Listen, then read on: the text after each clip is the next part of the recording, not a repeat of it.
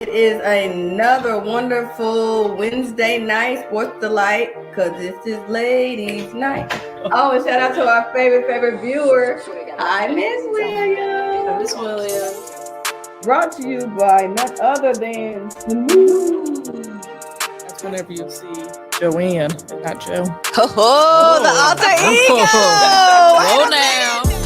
Look, I would have had this on if I had known it was going to be that kind of party, but apparently. I mean, and that's just my one excuse to look silly on the sidelines, and I'm totally okay with it because I'm doing my job. All right, Coach Willis. Well, speaking of football fans, you got the Swifties that are all about football, and Travis Kelce's Instagram, I think his followers went up 300,000+. Tell y'all, when you get on this show on the Ladies Night, boy, I tell you, you are bringing people's careers to a whole nother level. I'm telling you. So here. Everyone, welcome to the Platform Sports Talk Show. It's your girl, Buddy. I'm glad y'all are here to join us for another wonderful evening. And want the teams that want you back, St. Louis. I want that football. I was like, well, Brandon, does Michelle Smallman text you at 11:45 at night?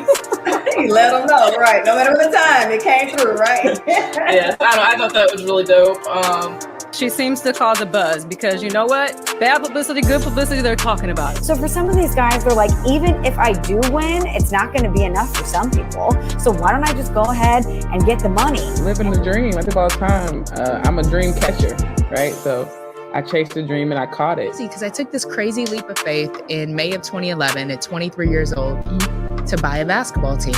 And everyone thought I had lost my mind. Just kind of shed light, women coaches, like, hey, we bring it too. We bring it.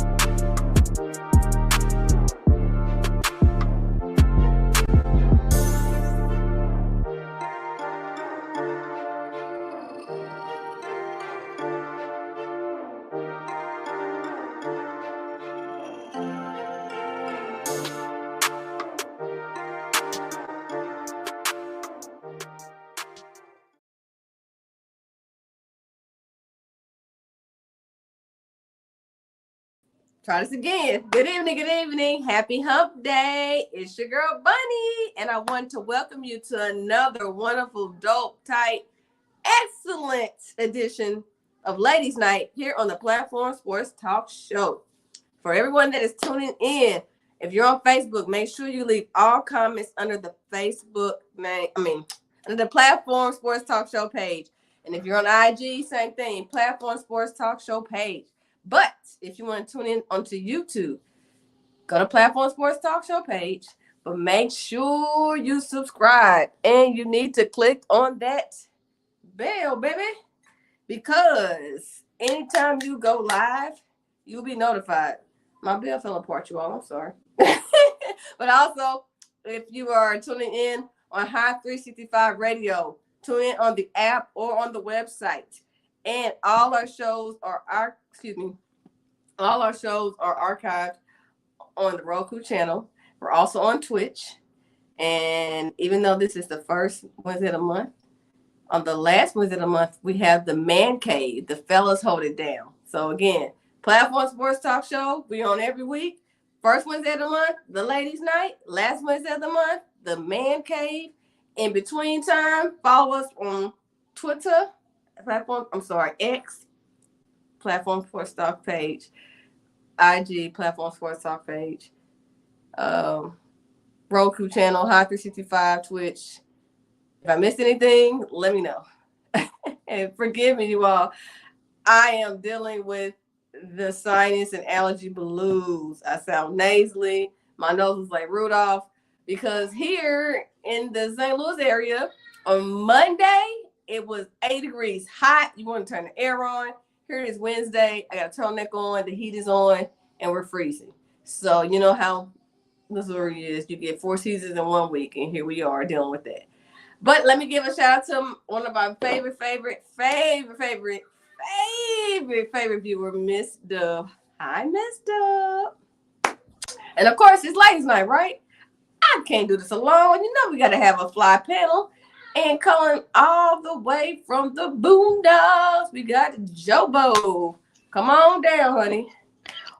What up? Baseball's back. It's been here for a whole week. I love it. I love it. Ooh, I'm so excited. Oh my gosh, I can't wait. You know, Jobo probably could have knocked in a few today. Oh, it was that bad, huh? No, it wasn't terrible, but we left a lot of guys on base. You know what Not hasn't been good to start the year off is my Astros, but they start off slow every year, so I can't be too concerned. Okay. I'm here for it. Bunny, I'm right there with you. I got some cough drops with me. I'm gonna have to keep going on mute because look at this, and I gotta. These allergies have 5 points, and I have 0. It's horrible today. Sinuses, everything in between. Lord have mercy. Like I said, we got bipolar weather. Monday we hot, tank tops and flip flops. Wednesday, turtleneck sweaters, heat, coats. You know what I'm saying? Oh boy, It's awful. I know. Anyway, but otherwise, how you been? Besides, you have the baseball happiness going on there. What else is going on? Oh, excuse me. Baby Bova started gymnastics 2 weeks ago. This week will be her 3rd week, and been at my new job for about a month now, or over a month actually this week. So life's not too terrible. Got to see all the nephews and nieces over the weekend to celebrate Easter. So we'll probably make that a yearly thing now. But yeah, it was a good time. I can't complain about how things are going right now.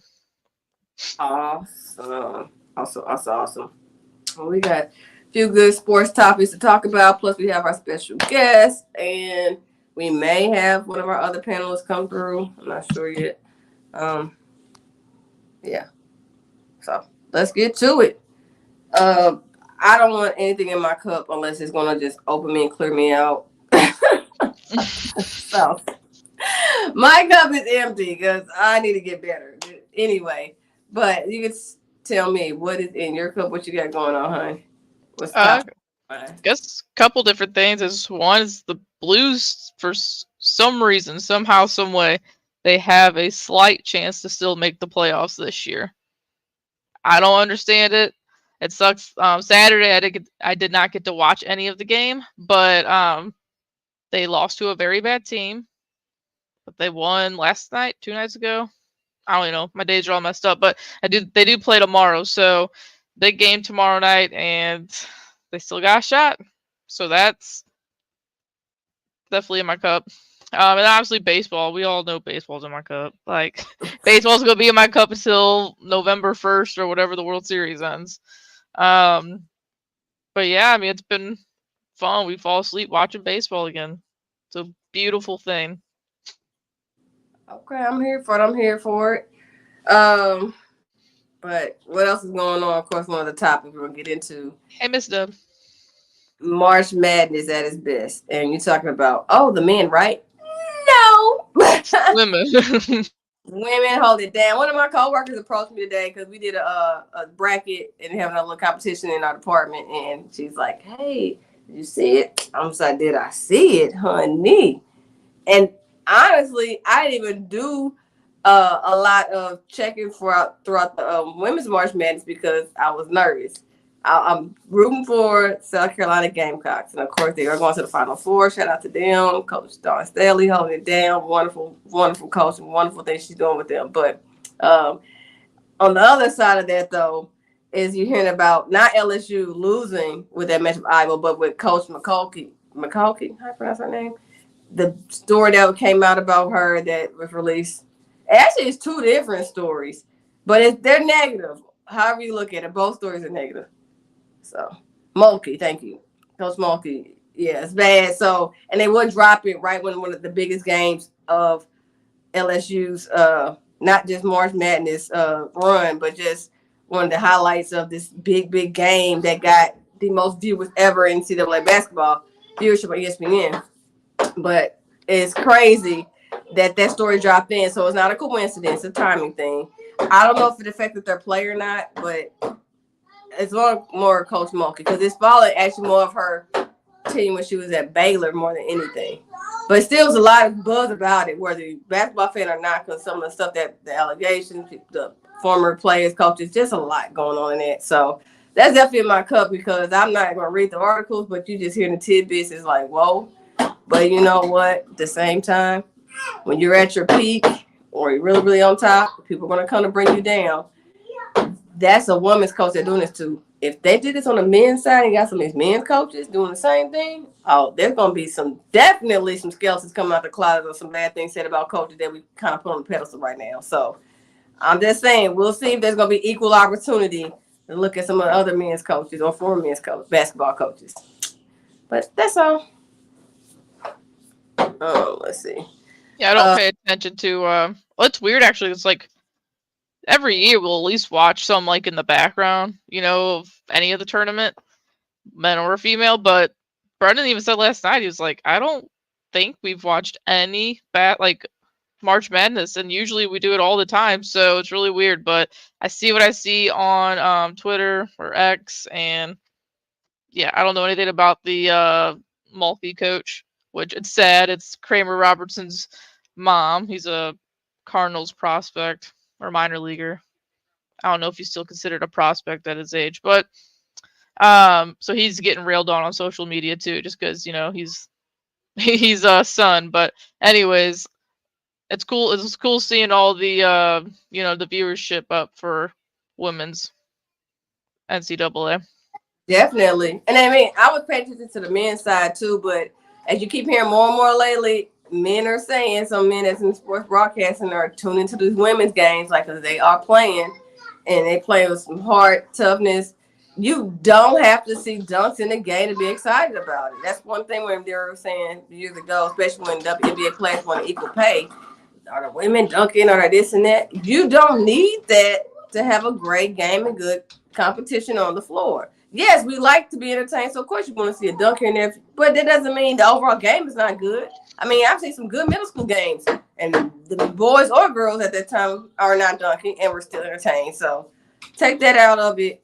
You got a great game, and I'm glad the women are finally getting the time to shine. But again, the Coach Mulkey thing was like a little bit trying to overshadow a little bit what happened on Monday. But I'm glad the world don't know. If you didn't pay attention to women's basketball, yeah, I got the notice now, okay? Yeah, that's awesome to see. Yes. Let's see. So, also, there was some breaking news regarding after the game of Angel Reese for LSU is going pro. Of course, right now, Caitlin Clark is going pro. Yeah. It's a lot. But I'm happy again for all these women players because it's some other players, Juju Watts, Lord. Renaming the girl. I'm combining a football player and a women's basketball player name. Anyway, Juju from USC, she's a freshman, the bomb. I don't think she's going to go pro yet, but you just got more names people are familiar with and hearing about. So for Angel Reese to enter the NBA draft is not a surprise. She didn't get to the Final Four this year, but they won a championship last year. So I'm looking at it from her perspective. She accomplished, up until this point, the biggest thing of her career already. So shout out to her for that. Like I said, we already know Caitlin Clark already declared for the draft. It was funny, though, that she was approached with Ice Cube about the BBB, playing basketball with them this summer. Yeah, someone put that in our chat. Yeah. I can't knock him. It's good marketing for him because even I heard the two ESPN broadcasts on Saturday afternoon, they were talking about it. And it was like, no, wouldn't even recommend her going there. Why would she think about that? Da, da, da, da. And I get it, but from a marketing and businessman perspective, Ice Cube shot his shot. Even if he turned down, he shot his shot, right? Can't knock it for trying. It definitely would grow that league as well. But then think about what we're going to see in the future. If you already saw what we saw in the All-Star game, why we can't see a woman in a male-dominated game? And I said All-Star game when Steph was going against, I mispronounced her name. How you pronounce her name? Sabrina. Let's just say that. Thanks, producers. We'll say Sabrina. Them battling out in the All-Star game for the skills three-point challenge is just the beginning. And I can't wait to see more. So I can definitely see the game expanded, add more, especially with Reese going to WNBA, who's going to be drafted, and some other high-profile players like Caitlin. It makes sense, right? And it grows the game, grows the viewership, which is the end goal. Yeah. I wish all sports would do that, honestly. It'd be cool to start, seeing this in every sport.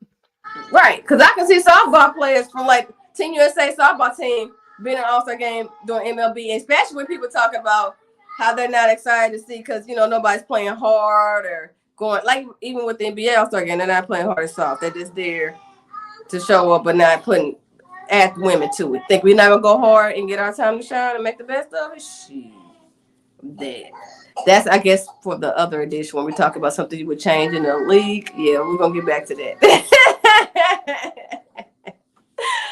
Definitely will. So what else? Anything else? Introduce our special guest. If you don't mind, I would try. I had to blow my nose, so I'm not gonna shortchange her.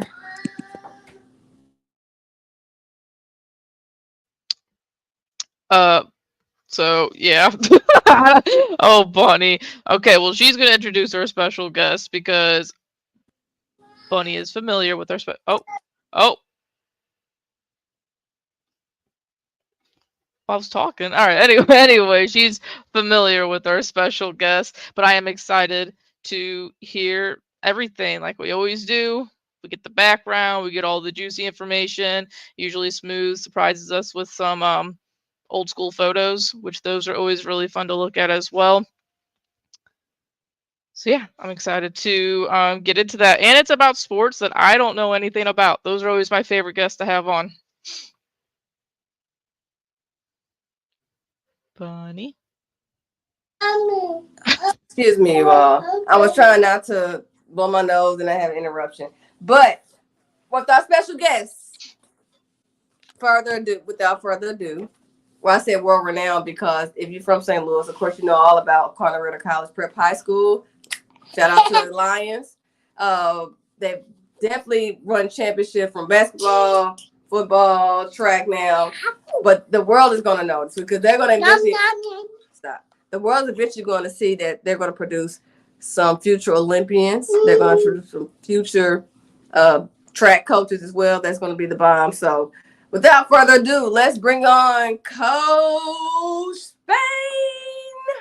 Clap it up for her. Hello. Hey, Coach Spain. What's going on, ladies? Welcome. You're welcome. Hello there, little one. That's Coach Spain. Coach Spain. Okay, Coach Spain, again, my apologies besides dealing with this. She interrupted. Oh, you but good. that's okay, because I just said an introduction that Cardinal Ritter College Prep is going to have some future Olympians based off of the track field and some coaches. So yeah, gotta start this young, right? Absolutely. You already know. Oh my goodness. So welcome to the show. Thank you for taking the time. And I know we gave you a little brief idea of what we're going to discuss, but this is how we can get stuff started off to get you loosened up, hon. Okay. When did you first fall in love with sports and what sport was it? It's always been track and field. I've always loved running. I love the camaraderie of it. I loved just the family of it. So I grew up under the direction of St. Louis Blues Track Club. I ran with them since I was in sixth or seventh grade. And the rest is history. Coach Rodney Dotson, God rest his soul, was my mentor, my coach, like another dad to me. We also had Miss Mahone. God rest her soul as well. She was the president at the time, but she was like everybody's mother, everybody's grandmother, everybody's auntie. It was just family oriented, and they made you feel at home. So that's where I just fell in love with it. Awesome. Okay. So you a young person on the track field. Yeah. I remember when I was growing up, I always heard about the Royal Knights and the Blues. Them the two Yes. Yes. And I was like, what? And of course, he already had Matthew Dickens with all the other sports, but when it comes to track, those always stuck out. Yep.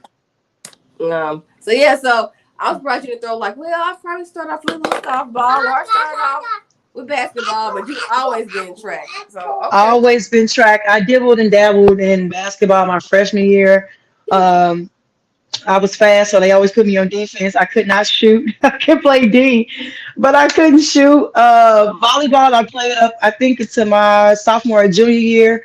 Um, I loved it. It was fun, but track and field was the bread and butter. And I knew that was going to be, my way to higher learning. So I just started taking that, as serious as possible. And I got a silly question, just because, like I said before Bunny introduced you, is I don't know anything. First off, can't pay me to run. I ain't doing it. Oh man, I hated running. But what all falls in under the title field for a sport? Like, what is field? So you have a number of things. You have javelin, you have shot put, you have disc, you have hammer throw, you have high jump, you have long jump, you have triple. So all of those are field events that you will consider, and some of the, oddly, even though those are field events, some people, some of those field events runners actually, field events athletes, some of them actually run. So you have the multis, which they can partake in 5 to 7 events. So you have a plethora of things where everybody can do. So don't discount it just yet, Joe. You can find something in track and field to do. I don't know. Trust me. So there's I don't know how many you named, but so you don't have to do all of them. You could just pick, I just want to do the javelin, and that's that. If you're good at it, yeah. With a coach like me, you're going to have to do more than one. So at the end of the day, it's about, especially if you're on a team where, it's all about points. In college, it's about points. In high school, it's about points. It's about, it's an individual sport, but it's a team sport. So it's kind of crazy. Because it all works in one. The more you get on your own, the more you contribute to the team overall points. So, like I said, it's something that you can find, Joe. I'm telling you, just try it. All right. I don't know if my knees will hold me up, but they will. I meant to ask you earlier because you mentioned about from high school on, you really got into the track and field. What high school did you attend? I attended Gateway Institute of Technology. That's the high school that I attended. It is now Gateway STEM. We are not the same. Please don't act like we are the same. We are not the same. I still have love for Gateway STEM, but I attended GIT, Gateway Institute of Technology. Okay? Oh, excuse me.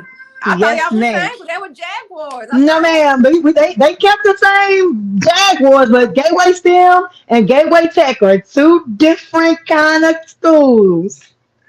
Man, I feel like every time all of our panelists and all of our special guests, they get very, don't about high school. And I'm like, I could give two craps about my high school. Right. And everyone's so passionate about it. I'm like, okay.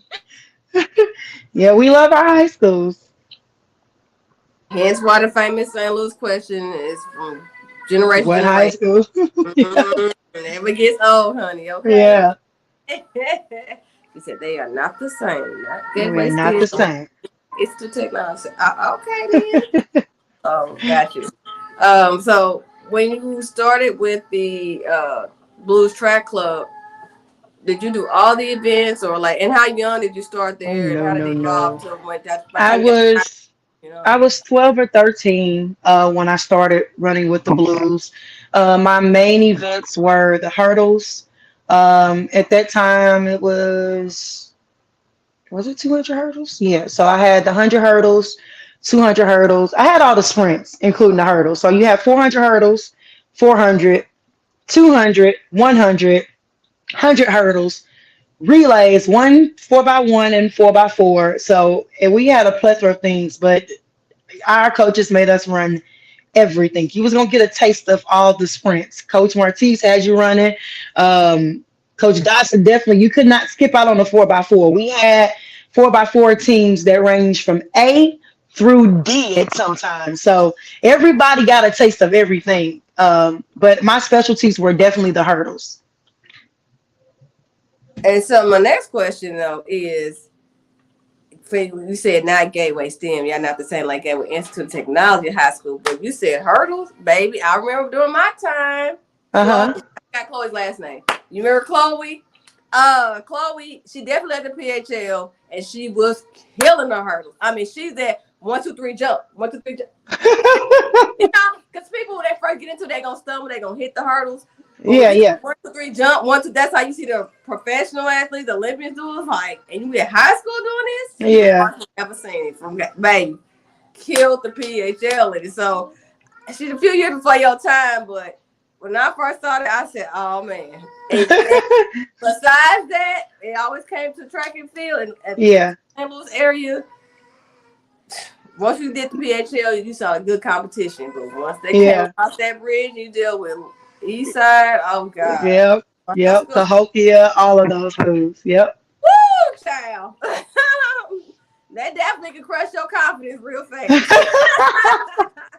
Yeah, we used to go to Jackie Joy to Kersey meet every year. And when I say they had people from everywhere, it was people from everywhere, but it was always good competition. It was always, you can always learn something or see something or see somebody or, just a plethora of things. So it was always good competition. But yeah, we don't run from no smoke these ways. I hear it, man. That's what a good competitor does, right? So you break it on. Do you still keep in contact or connect with anybody from the Blues Track Club back when you were heavily involved? Oh, yes, absolutely. So 2 of my coaches right now, Coach Kathy Coleman and Coach Sierra Jones. Oh, I'm sorry, not 2 of my coaches. I have 4. Coach Kathy Coleman, Coach Sierra Jones, Coach Myron Blockman, and Demonta Birch. All either ran or actually all of us ran for the Blues, and that's how, like I said, close-knit family. I asked them, hey, you guys want to coach with me? Let's roll, let's do this. And we are all now coaching for Cardinal Ritter College Prep. So the Blues family stick together long. Whether you run with them now or you don't, family is still family. So we're still holding on tight. I see, that's dope. When you're talking about Blues family, from one Blues family to another, from the Blues track field family and all them coaches that y'all are now on the CRCP staff, do you keep up with the St. Louis Blues Hockey Club? Any of y'all into that? Y'all cross sports? Nah, I know. No, not really. We have a partnership. Cardinal Ritter has a partnership with the Blues, and our kids are some of our kids were interns, get to intern with them. And we had a few. I want to say we had 2 or 3.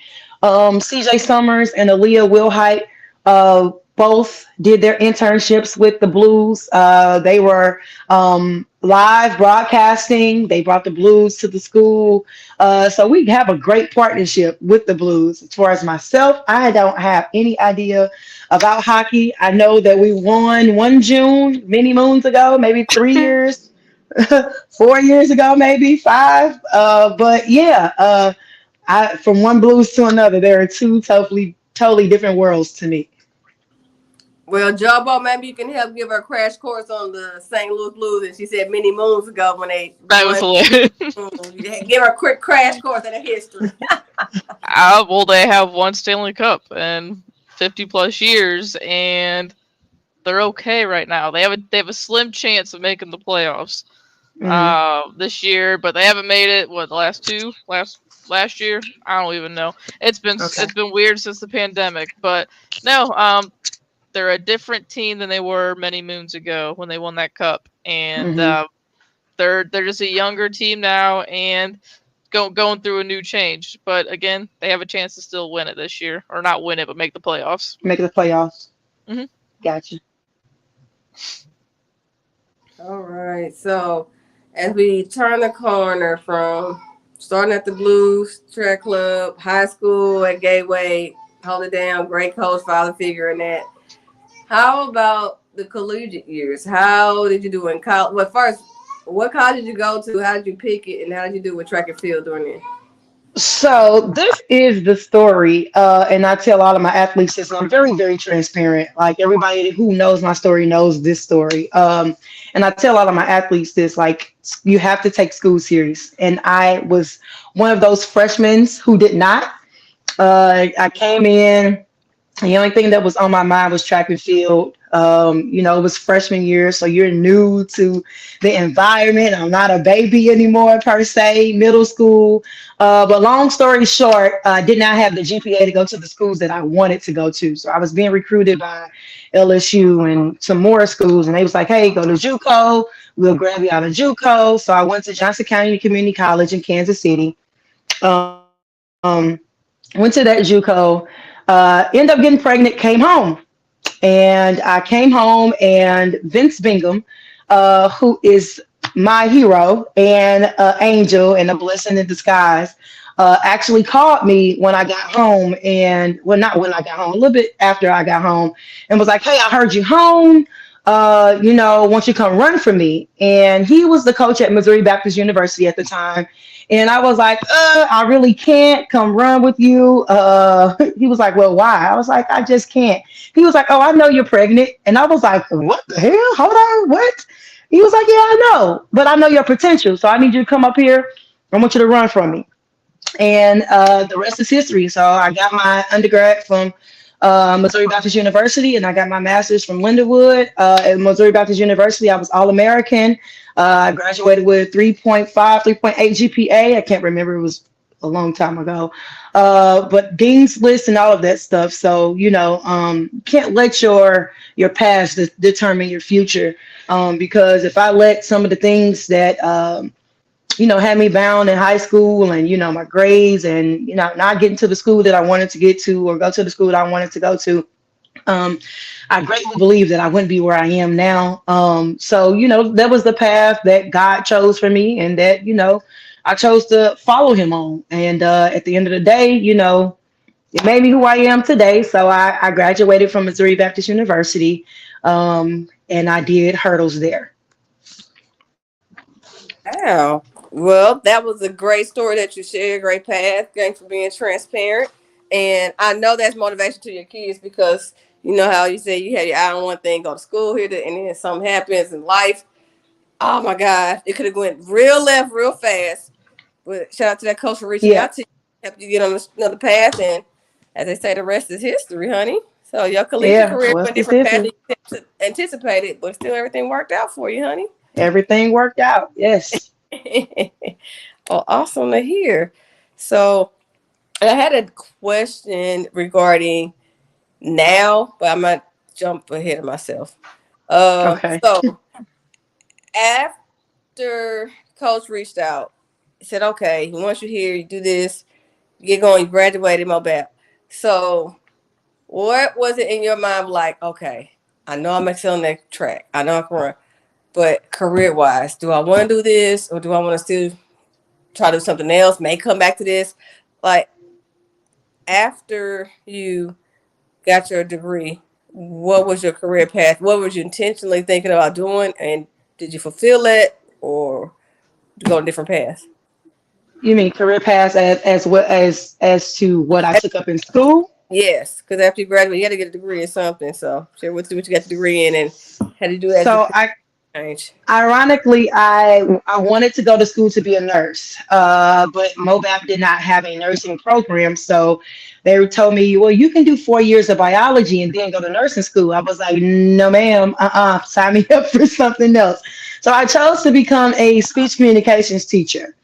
So I took on speech communications. I took on drama as well. And I got my degree in teaching, and with the underlining in speech communication and drama. And then I went on to get my master's of teaching at Lindenwood University in kinesiology. And then I became a PE teacher, which I absolutely love. Not that saying that I didn't love speech communication. I love talking. I love, I can put a speech on and, all of that stuff. But I think I really, really found my calling in being a physical education teacher. It just fit me very well. Speech, I don't remember the whole name of the speech class, but that probably helps you now, being a coach and all, try to pump up your team and whatnot. Kind of, sorta. It really don't play a role in it, really, to Or be honest or with you. maybe the drama mixed in with the speech, because drama, come on, you need that. Yeah. I think I'm more the drama than I than the team is.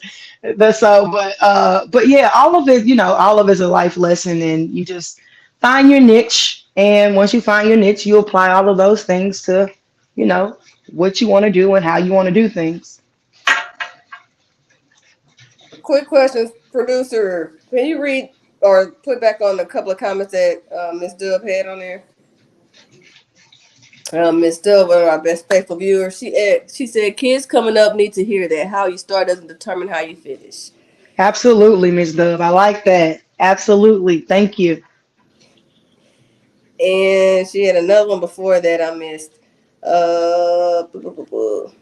She said she always wanted to try shot put, but our middle school didn't have any. Yeah. Well, So, go ahead. she can always try now. You can be up to 90 years old doing track and field. So that's why I say, Joe, it's not too late for you. Miss Dub, it's not too late for you either. Like, y'all can get started now, okay? I love it. I love it. And yeah, Go Coach ahead, B, Rico. I was just gonna say, I don't want to get this girl's name wrong. So if you know who this is, could you say her name? And then she's been chiming in. That is my little sister, Zakia. Hi, Zakia, Zakia. And she said you bring all the drama. Of course she'll try to say that. And earlier she asked a question as well about, I think, what other sports you play. Volleyball. That was it. Volleyball, and I played at basketball. I played at it. Heck no. How many siblings do you have, Coach Man? I have a number of siblings. I have 3 sisters on my mom's side, and I have 2 sisters and my brother on my dad's side. And I hate saying sides, but I have 5 sisters, a brother, and 2 god brothers. Okay. Nice, big. A lot of girls. Yeah. And it's probably what her sister say about the drama. And I like to shout out my sister Tyler Eatswam for winning Class 5 girls state basketball for John Burroughs. Woo, woo, woo, woo, woo, woo, woo, woo. I like to shout her out. So she did an excellent job, and I wanted to give her flowers. So yeah, that's my little bud. Oh, congratulations on him. Yes, Yeah. honey.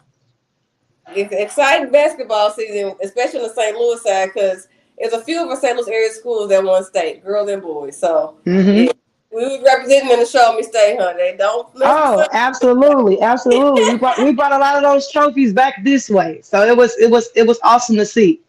Yes, it definitely was. So with that, if we're going from, we did not Little League, but we did Young Track Club. We did in high school, touched on college, after college, and now let's bring it all together. Okay. And talk about how did we make a statement at CRCP? And when I say make a statement, not one, not 2, 3, how many? 4, how many? I don't know. 3. Man, and the fact that if people don't know the background, Cardinal Ritter College Prep, student body size is under 400, right? Yeah, it's under 4. Okay. So old school back then would be 2A, 3A school. But y'all get to compete because y'all so damn good. Step it up a couple of. We already know how the football team, how your husband does it with their squad, but for track and field, how did we get here to 3 state championships? Please do tell the journey and how you keep these girls motivated. Because you know, different generation, and you got your blues track coaches with you, so you know how they did stuff back then, and that was a little different. So please share how we got here. So I've actually been coaching for a number of years. I've coached when my oldest turned, I want to say 4 or 5. I took her out to the Blues to run, and I got sucked into to coaching then. So I've been coaching for a number of years. And then I got the opportunity to go back to my alma mater, Gateway Institute of Technology, and coach with my older cousin, Juanita Coleman, who is a Gateway legend. I coached with her, I volunteered with her, and then I got the opportunity to go and coach at Ladue Horton Watkins High School. And I was at Ladue for 7 years, I believe, from 2011 to 2017, 18-ish. And then I got the opportunity to come to Cardinal Ritter College Prep and coach. And it has been a life-changing event. And I just love it. I just love it. And I love it for you all. So with that journey from the previous high schools to here, what information or what knowledge do you take from where you were then to what you brought to Ritter? And how do you have to go? So they say it's nothing new under the sun, and it's really not. It's all about how you apply things. So you can learn a number of things from everybody. I learned from Stefan Greenlee, who was one of the coaches at Ladue when I was there. I learned from Coach Keith Harder, who was the head coach of Ladue when I was there. And he was a distance coach, but I learned so much from these two individuals. I was young and I'm just screaming and yelling and like, y'all do this and y'all do that. And he was like, hey, just be a little mellow sometimes. And I looked at him like, mellow? You know where I'm from? What you mean mellow? But you just learn a plethora of things from everybody, and you just apply them how you see fit in your own philosophy. So that's what I've done. I've taken things from Coach Dotson. I've taken things from Miss Mahone. I've taken things from Coach Kim. I've taken things from Coach Martise and Coach Mack and Coach Greenlee and Coach Harder. And I've taken things from everybody, and Coach Juanita Coleman. I've taken things from everybody I've been around, and I just applied them to how I see fit and how I wanted to run a program. And I just made do in what my beliefs were and put them towards my philosophy. Hey, that picture that producer just posted, and just like that picture in the background, honey. When I say business, forget the whole stand on business. I'm about my business. Oh wow. Man, look at that picture. Wow. Don't play with me, girls. That's a whole different mindset right there when you're on the field. Whole different mindset. I'm a whole different person. And then the background picture you have on the wall behind you, I'm sitting there like, oh, that woman brings that intense. Oh yeah. That's definitely me yelling at one of the kids, like, go. I'm definitely yelling, go. I love it. Oh my gosh. So with all of this entails all this good learning over the years, and the fact that it's not a coincidence, it's not a mistake, it's where it's supposed to be. You learn that Ritter and you get to state championships. Like I said earlier, when it came to with LSU, won the national championship last year, Mulkey is on the radar or on the hot seat, whatever, because of that article, because people are coming for her. They got to the top, they're coming for her. You all at CRCP track team, y'all at the top and 3 times, so people are coming for y'all. So absolutely. How these girls still focused and still on the prize? It's time to get another champion. You're gonna have different girls because they graduate, but still for the next groups, how you stay focused and how you keep them on the prize. Well, you just tell them this is the culture. This is the culture of the program, and everybody wants to contribute. Everybody wants to be a state champion, and that is literally the culture of Cardinal Ritter. Everybody wants to win. Everybody wants to win, and at the end of the day, you have to put in that work. And I tell them all the time, you're only going to get out of it what you put in, and they know my expectations, and I take nothing less but the best. And at the end of the day, They want to win just like we want to win. And they want to be the best just like we want them to be the best. And I think that's just the culture of the school and the culture of the program. So that definitely helped them stay focused because they want to see how many they can win. I want to see how we can.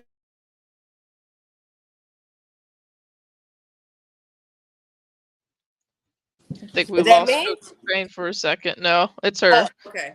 She be back. Her screen still shows her there. But look at Look I at like that that other. smile. Go to that photo beforehand. I like she's all screaming. Look at her all fired up. That's a lot of work, a lot of hours, a lot of months. Hey, I'm happy for them, baby. Oh, look at everybody smile. Look at them girls. Oh, Yep. yeah. Yeah. Maybe just little technical difficulties here.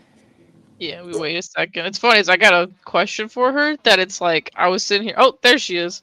Can you hear us, Coach Spain? You sound like R2D2. Oh, it said something's wrong with the with your sound. You sound like a robot.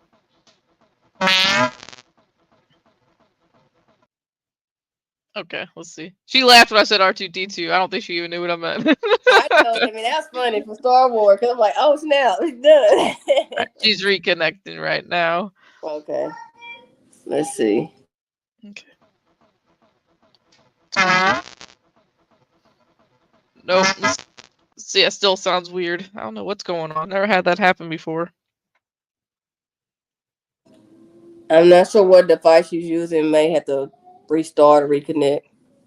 I don't want to tell her to check her chat whenever I think his stuff's behind. Well, while we're waiting on technical difficulties to be straightened out here, I know about that plenty of times. So, we'll wait for her to come back, Jobo. If you want to, we can go ahead and segue until some of our other topics while we wait for her to reconnect. Okay. Okay. I was gonna say we can talk about the Final Fours for both the men and the women. Sure.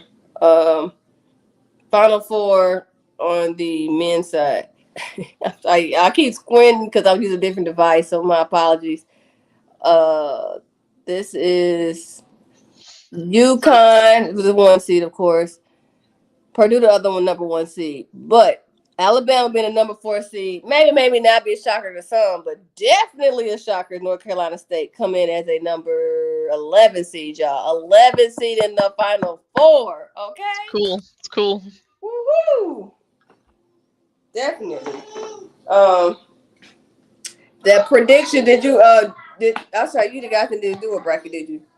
You and So Brandon? I didn't do a bracket, but I looked at it today and I got my picks for both the men and the women. Okay, well go ahead, give me your picks for the men's side. All right. For the men, I am going UConn and NC State. I'm gonna have NC State going all the way. They came at 11 seed this far. I mean, at this I would. So I told you we did a bracket in my department, and after the first round, I was in first place because I did some good upset picks. Right, I'm like, yes. Second round, I was in second place, still doing good. But once Houston lost, because I had them to pick up all the way, I was like, dang it. So yeah, they had an injured player, a big player injured there. yeah, So it's still, and it's hard to do a repeat in any sport for a championship. So I was like, I wasn't picking UConn, but look, here we are. So Final Four, I say these two teams that go to the championship game, I can see the two number 1 seeds, Purdue and UConn, duking it out. I really can. I didn't want to pick that because 1-1. I feel like it doesn't happen often. And real quick for our listeners and viewers, Coach Spain's going to be back on here soon. She's just trying to get her connection going again because she was sounding like C3PO or R2D2 or something. So she'll be back on here soon. Yeah, that's funny how you said that. Uh-oh. Can you still see me? Because now my screen is tripping. Uh-oh. I can see. Oh boy. Let's try something else real quickly. I can see you Oh, all. Oh my god. Okay. can you hear me, Bunny? Yeah, I can hear you. My All right. screen was locked. I couldn't see it. Here we go. Okay. So I know that's the obvious choice, but it just makes sense with the four to pick from. I can see 1-1. Purdue going against UConn and UConn doing a repeat. And technically, UConn is not considered a blue blood, but think about it. UConn won the championship. Was that 2008? Producer, find that for me. That they won one. Definitely, this will be the one for their fourth, fifth one. So for them to be blue blood, they have a few championships under their belt, though. I definitely can see Purdue trying for the first time, but I don't know. I just gonna go to UConn since they done it already. I'll say the same thing like I said about the college football championship. I just hope it's a good, close game. You know, like a nail biter. Oh, Coach Spain, you back? I am. There we go. There we go. Sorry about that, guys. I had no idea what happened. That's technology, you know. Yeah. Friend of your fault sometimes. I forgot where we left off on the interview, but you want to. I was just telling you guys how we keep the girls focused. As far as, them wanting to win again and them being nationally ranked and the boys trying to get there. So we keep it's the culture of the school. So everybody wants to win. They want to continue to win. We want to see how many we can win. So that's the focus of their seasons. Yep, okay. That's how it should be. I feel like, if you're playing in any sports. Yeah, Jumbo, you said you did have another question for her, right? Before we got this. Oh, yeah. So a question is, I can't believe I haven't asked one of our 50 other coaches we've had on this show, or that's a panelist on our show, is what's your favorite part about being a coach? Seeing the kids' progress, seeing them go from, and I tell people all this all the time, seeing them go from good to great, seeing the elite kids go from elite to elite excellent or excellent elite, just more elite than what they are. It's the progress in what they do and how they do it, and just not even the physical process, but the mental progress, how they mature over the time, and how they start to appreciate what they have and the gifts they have and appreciate where they are in life. Is just a pleasure to see them, progress in life and in track and field, period. Okay. Well, then that brings me to my next question. So what's next for Coach Spain? At this point, we got state championships under our belt. You've seen your kids progress. You've definitely seen your athletes graduate high school and go to the next level, whether it's in track and field or just academics or whatever career they choose. So in the next 5 years, what do you see Coach Spain doing? And in the next 10 years, what do you see Coach Spain doing? Well, a lot of people are telling me what I should be doing. Right now, the in the next 5 years, I'm the plan is to see my kids in their athletic realm. So my daughter right now is one of the top hurdlers in the country. She's a junior at Cardinal Ritter College Prep. So I plan on seeing her. She wants to go pro. So we're going to try to make it happen for her. And my youngest daughter will be either the last few years in high school or her last year in high school. And I'm planning to make her a state champion as well. That's the plan. At this point, I feel like it's not about me anymore. It's about my kids. And some people may beg to differ, like, oh, you pour so much into, X, Y, and Z. And that is true. That is absolutely true. I do pour a lot into other people's kids. That's why I am determined to see my kids on their next level, and to help them make their dreams come true. Whether that's be just to graduate college, to go pro, to be a doctor, lawyer, a marine biologist is what she wants to be, whatever it is. Um, those are my future plans, and to support my husband in whatever ventures he plan on doing, whether that be on the college level next, uh or whatever. He goes to the college level. I'm gonna just be a supportive wife and sit back and watch him coach. Hopefully I don't have to coach anymore, but at the end of the day, family comes first, and that's ultimately the plan.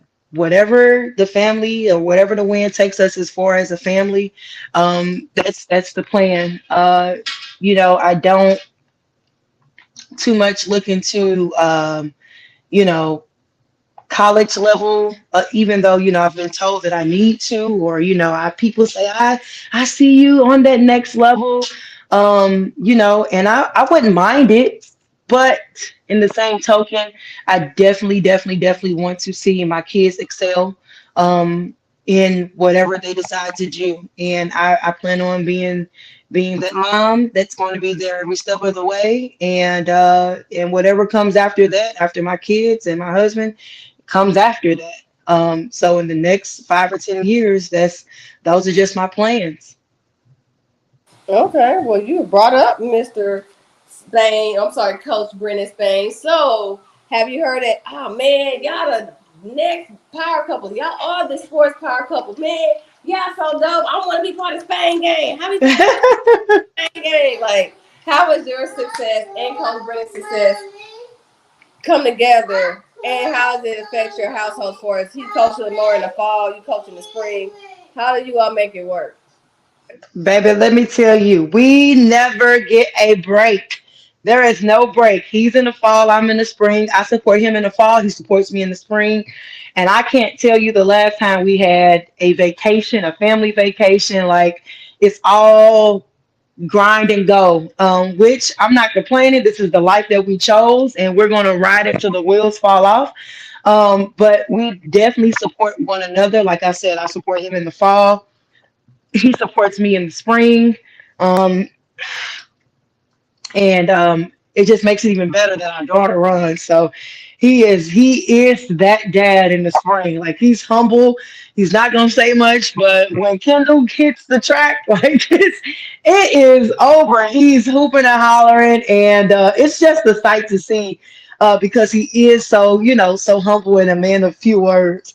But yes, we hear that all the time, and we are so grateful and appreciative of that people think that highly of us, just not on a coaching realm or a coaching aspect, but just in life, period.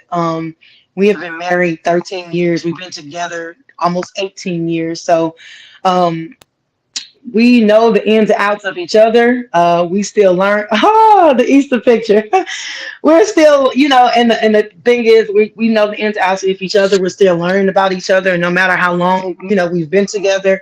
And we get to express that to, not just our students, not just our kids, but other adults who are around us. And what we have is not fake. That's my dude. That's my best friend. And we are great competitors. This is a competitive household. But we make everything work for the good. It is good competition. I always tell him he got to catch up. He always tell me he will. So we will see. But we just love competition, and we've made this little hashtag family of champions, and just not champions on the track and field, just not family champions on the football field, but just champions in life. And like, we've overcome a lot. And with that being said, we're just happy that, we have each other at the end of the day. We're happy that people think of us, as the power couple, or, want to be part of the Spain game. Shout out to Tyler Eatum. She's trying. She won her first championship. So, but that's just a little inside joke with me and my sis. But yes. We're just elated. And, we, try to, uphold that, that experience and uh, that championship mindset. No matter who is with, what is with, Cardinal Ritter, or Yard Athletics, which is our personal training company. We just try to uphold it in everything that we do. He gets on me just like I get on him. I tell him what he can do better. He tell me what I can do better, and it just mesh well. We just click, and it's a great thing. We just keep God first, and as long as we keep God first, everything else is smooth sailing. All right then, honey. All right then. So I'm thinking, all right, he fall, you spring, never a Hmm. break. That's listening need to go ahead, block off y'all calendar about June, July, sometime a week, so y'all can get away. No kids, just y'all two. Because I know See, that's football. A lot of time people start their pre-workout, whatever July is, and yeah. have summer track. Man, y'all go. Y'all look when up for just y'all two somewhere. Somebody listening, make it happen for them. Tell them that calendar is blocked off. This event canceled. The assistant coaches got it. Y'all two get away. A week or whatever. Just Yeah, saying. it's hard. It's hard. It's hard as much as we want to. It's hard. We would love to, but like you said, he got football going. My daughters are in track and field. My son is in football. It's just so much going on in June, July, August. It's just like everything is meshed together. But yeah, I mean, we try. Like we try. I mean, Somebody sometimes got to it's kidnap y'all. successful. They Sometimes it's kidnap not. y'all. No, somebody really does. And even when they kidnap us, we'll still be working. That's the crazy part. So, You we can't be try on not the to let it field take working to be over. on the plane and dropped off somewhere. I'm just saying. You be telling the kids you be FaceTiming them, but you're not physically there. Because they Right? can drive. But it's like, nope, we don't want to hear from y'all. Y'all better go enjoy each other. Forget track football, kids. Because Yeah, yeah. he got them championships. Just saying. Well, that's why we got them. That's why we got them. No days off for us. We'll see each other at home. We debrief at home. We talk about practice and how was your practice? How was mine? And, we do all of that. And that's the enjoyment. Like, we love that. We love talking about sports. We love talking about football.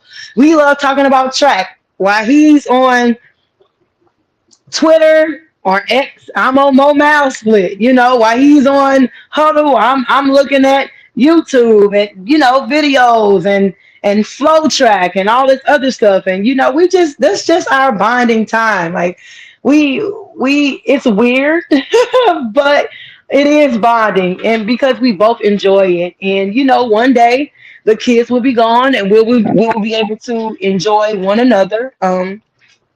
And I mean, we still enjoy one another now. It's just not nobody has kidnapped us and dropped us off on the island anywhere. But at the end of the day, it is enjoyment and fulfillment.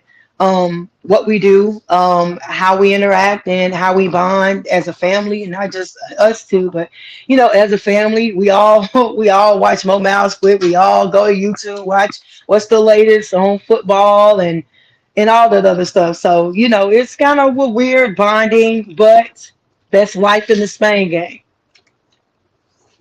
I got Who it. came up with the Spain game?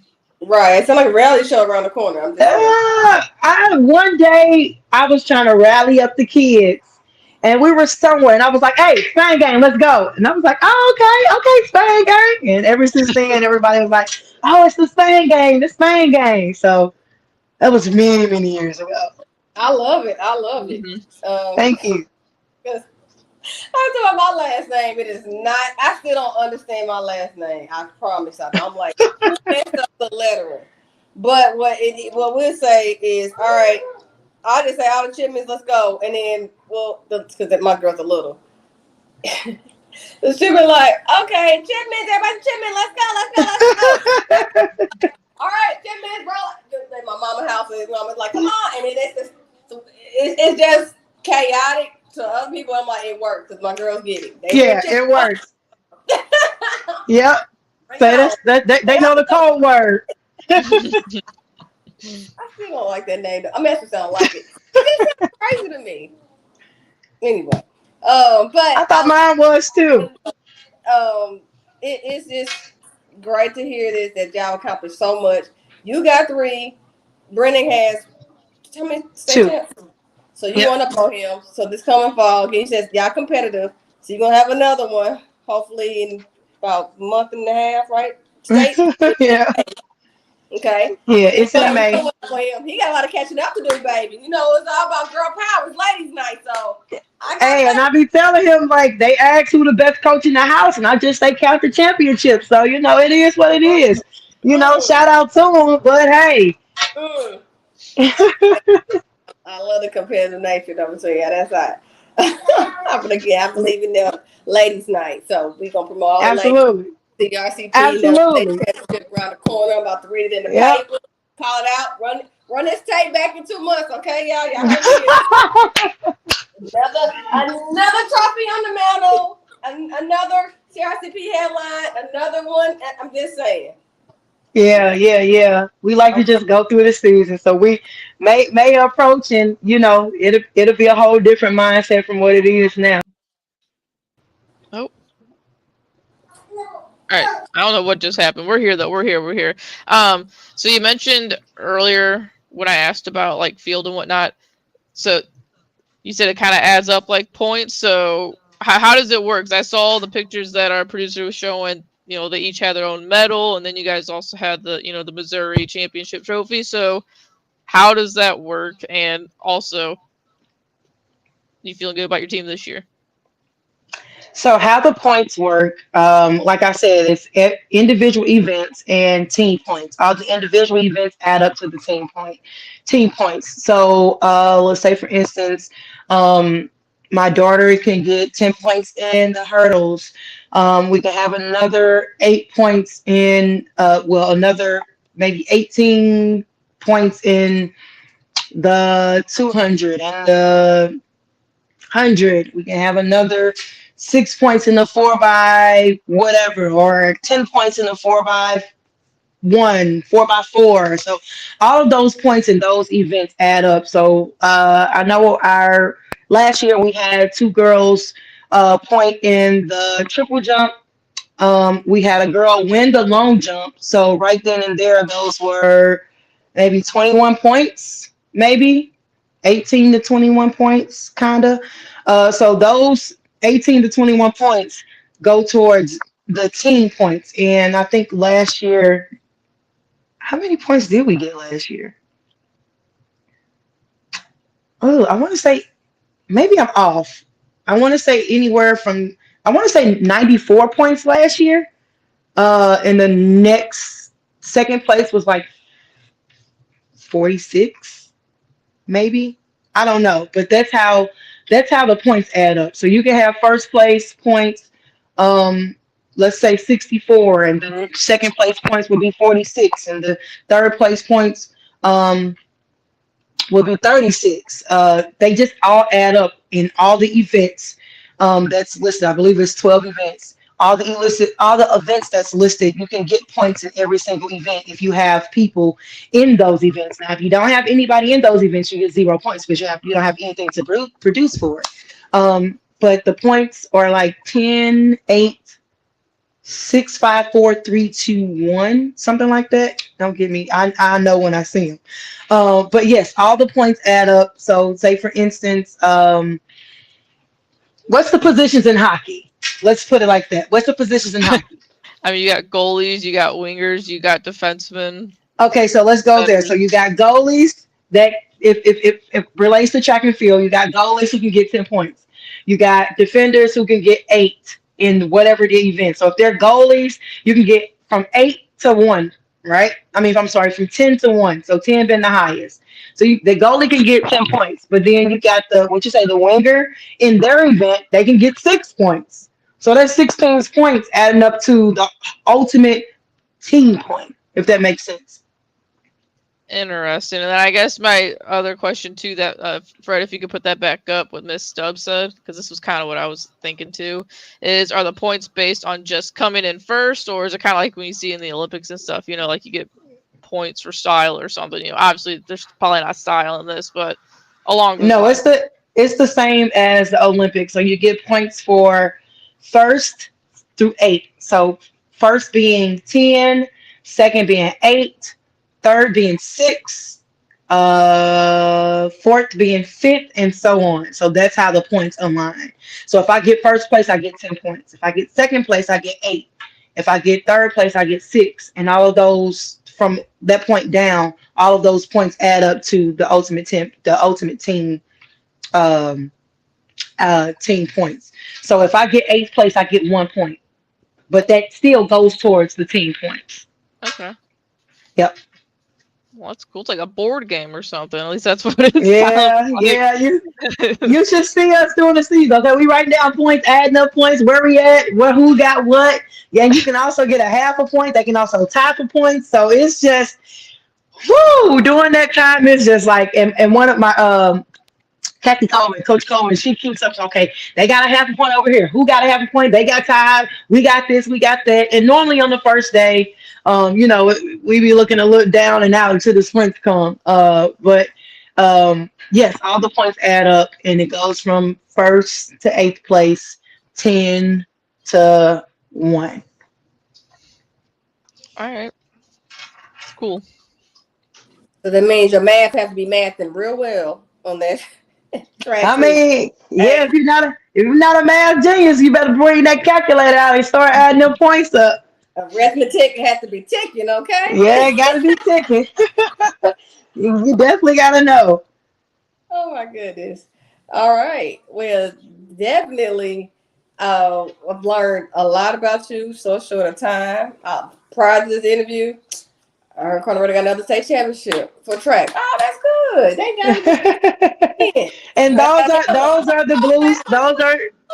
Those are some of my Blues coaches, and my sisters is what I like to call them. Is we grew up together. We ran for the Blues together. Sierra is the light skin with the hat on. She went to Sodan, and she has every record and every state championship in Sodan. And Catherine Coleman on my left, she is a state champion the long jump, and she also went to Gateway Institute of Technology with me. So we ran together not only in AAU but also in high school. But as you can see, we all like giving back. We are a family. We've been family for many years since I started running. They were running before me, and we've been family for many years. And they actually took me in under their wing, and they are like ultimate big sisters to me. So it's a pleasure for them to follow my lead when as it comes to being the head coach at Cardinal Ritter. So they pour a lot into me, and I'm very thankful for them. Definitely, your success is not going unnoticed. Like I said, for people that know St. Louis area track and field, know about Cardinal Ritter, even on a state level, but eventually it's going to hit the national if it hasn't done it already. Like you said, y'all on YouTube, so people on YouTube looking at what y'all are doing, just don't know but y'all definitely made y'all footprints, okay? That's all I want to do is make the footprints. Let's see. Miss Dub said points can get taken off for errors like knocking over a hurdle, correct? Well, you will never get the points. If you knock over a hurdle, you just never get them. Mm-hmm. But you still encourage your runner to still complete the race, even if they can't get. If they knock over a hurdle, as long as you don't touch the hurdle with your hand and finish the race, you have a possibility of getting points. Even if you come in 8th place, you just can't touch the hurdle. If you touch the hurdle, you get no points. Oh, okay. I got you. Yep. Okay. Jobo, you have some other follow-up questions before we have hopefully Coach Spain can join us for our other non-track and field questions. But my other last question for me is just like how you feel, since you guys mentioned playoffs are probably coming up. So do you feel good about the team this year to go for another chip? Well, we got district, sections, and state. All of that is in May. We are literally just getting started. We leave for California in the morning, a track meet in California. That will be our first track meet, our opener. So I definitely feel good about this season. But it's all about what the kids wanna bring and what they tie into this season. Like as the coaches, we do everything we're supposed to do. They just gotta lock in. But I definitely feel good about this season. I definitely feel good about execution. They just gotta stay locked in. Gotcha. Miss Dub also said she learned a lot during this interview. So Oh, really? Thank you, Miss Dub. Our home meet is April 19th, Miss Dub. So if you would like to come, I can definitely put you on the list. You too, ladies. If you guys would like to come, I can definitely put you on the list to come so you can experience the track meet. So it's April 19th. It's on a Friday. It starts at about 4-ish, 4:30. So Miss Dub and ladies, if you would like to come, just let me know and I got you. all right, thanks for the offer at the Lions Den because you At said the Lions Den. Yes, ma'am. yeah, I'm the outcast of the family. My brother and sister graduated from Cardinal Ritter. Oh, yeah? Yeah, I'm the outcast. It's all good though. You're not an outcast. You related by blood. You okay, girl. Right, because I did go to that trivia night last month to support Cardinal Ritter. Okay, There we go then. There we go. As long as we got support, we good. Yeah, our team came in second place. I'm so hurt. Like we lost our point. 1 point. Girl. But yeah, so yeah, thank you for the invite to the Lions Den. 4:30-ish meaning they gonna be over to like 8:30-ish because them track meets long, especially They are long, but they be lit. You just like you learned off of this interview, you'll definitely learn more in person. Joe, I can take you over to the shot put where you can get started with some drills and stuff. Get ready to get your arm loose. I can start you there. Oh gosh. Man, me and my husband play catch in the front yard and I'm dead the next day. Oh, and Smooth did say that the boys basketball team won state 3 times in a row too at Cardinal Ritter. Yep, they are back to back. So how did it work? I know for 2 years straight we've been back to back, I believe. So it's been football, basketball, and track. And shout out to RJ, basketball coach at Cardinal Ritter College Prep, going back to back. And they tend to move us up, in classes. So RJ actually moved up from 3, I believe, to 5, and then 6. So this year was 6. He moved up to class 6 and still won it. So, shout out to RJ. That takes a lot. Finding out that you moved up a class. Even for my husband, they moved up to class 5, I believe. So, it takes a lot, when you find out you moved up to a different class. Yeah, shout out to them for making it happen, despite people saying that they couldn't. Shout out to y'all. Okay, so it sounds like CRCP gonna be a powerhouse again, but then also about V-side powerhouse basketball. So I don't know, y'all gonna have a little rivalry, especially where we know a CRCP coach came from V-side. So I'm wondering, is that a little rivalry in the making, or is it already existing? You said V-side as in Vashon? No, ain't no rivalry. Champ, CRCP got all these state for basketball. Ain't no rivalry. You're gonna hurt producers' feelings talking all like that. About the V-side? No.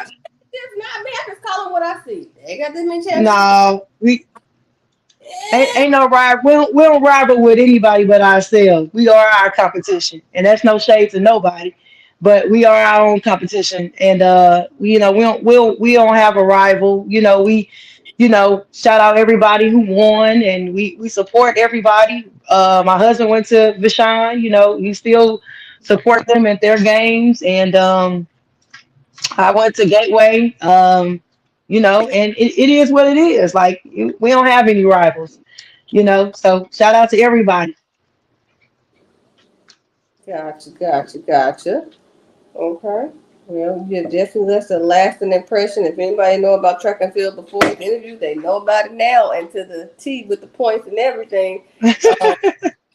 And you already gave a shout out to your sister. You have any other shout outs you want to give out before we touch on some other topics real quickly? Just Cardinal Ritter College Prep, period. You know, we are definitely growing. And shout out to all the faculty and staff at Cardinal Ritter College Prep. Shout out to Tamiko Ormstead, who's the president, Craig Edwards, who is the principal, and P. Ham, who's the assistant principal. You know, so shout out to all of those admin. Shout out to Eric Cooper, who do our media stuff. Eric He's Cooper. great at it. Text when people text him on time, but we ain't gonna go right there. That's a blue tiger. Tiger all day. That's a blue tiger, so I can shade him. But Yeah, he is, and he loves Lincoln. That's for sure. That's for sure. But shout out, baby. We love yes, Bling blue. yep, Oh, yeah. yes. He definitely bleed blue. He bleed blue and burgundy. That's for sure. Life changing. And I give him. And you talking about a track school, Division II. Go through our school, baby. Yeah. I knew about some track stuff, but definitely, you know, we're talking about high school. Yeah. There, but definitely, baby. Woo! Yeah, Poppy has grown a awesome track program there. Yeah. Mm-hmm. Yep. So shout out to him as well. But shout out to my Blues family. Shout out to my Yard Athletics family, and most definitely shout out to my husband and my daughter. The season is upon us, and it's go time. Shout out to my coaches too. Shout out to all my coaches. Coach Sierra, Coach DeMonsor, Coach Kathy, Coach Myron, Coach Isha, Coach JB, and my Coach Chico, Charles Jones. He's been around for a long time. So Coach Chico is the GOAT.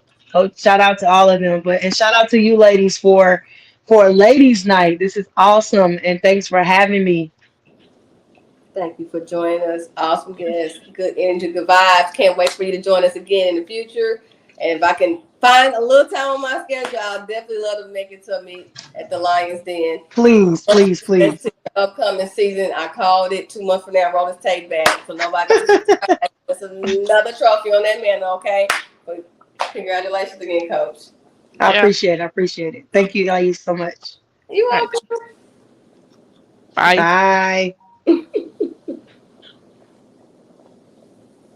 I was saying this when you were having some nose problems, but well, I like when we have special guests, whether it's ladies' night or, you know, seeing it on the Man Cave or even, you know, just the normal show. Whenever we have people on that don't do the traditional like 4 or 5 sports, you know, like I like whenever you learn, like I don't know anything about track and field or whatever. Like they didn't have that at my high school. I know. I mean, they did like cross country, but there was never any of that stuff. No. I went to a tiny high school, man, but I was tiny too. But see, at least y'all had football and we didn't. And y'all had wrestling, we didn't. We didn't have football. They had Hancock, right? Yeah, well, now they combined their football with the Berg, I believe, but they didn't have football. The football was the Powder Puff game. That's yeah. I said my high school was small. We didn't have football either, but we didn't have wrestling. I know they did my one of my close friends graduated from Hancock, and he was a wrestler, but we didn't have a lot. But if you didn't have it at our school, we can go to another St. Louis high school to play. Because anyway, but yeah, so I'm glad you learned something on Jumbo. That's what's up. Yeah, it's like that, and the golf episode that we had learned about golf and whatnot. So I don't know, it's just cool, different. Yeah, definitely. Before Coach Spain came back on, we were about to do the ladies' Final Four. Yes, so you got me your pick because you said you didn't want to be obvious. I did 1-1 for the championship game. You said you didn't want to be the obvious, so you did North Carolina State all the way, though, right? Yes. And I'm doing 1-1 Purdue and UConn. I'm saying UConn prevailing. And doing a back-to-back, which is hard, very hard, but I can see them doing it. That's on the men's side. So what we doing with the women's side of things? women's side, it has to be cool is NC State. Because They're they got probably men just and women both. partying like crazy. Yeah.